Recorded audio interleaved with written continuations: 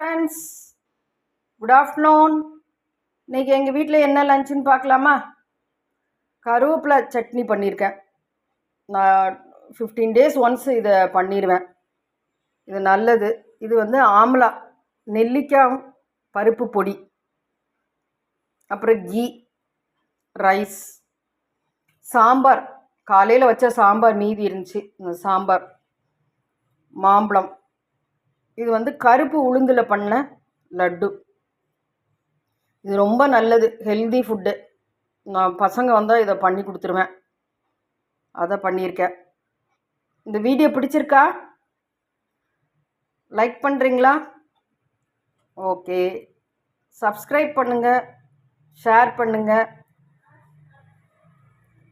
Thank you.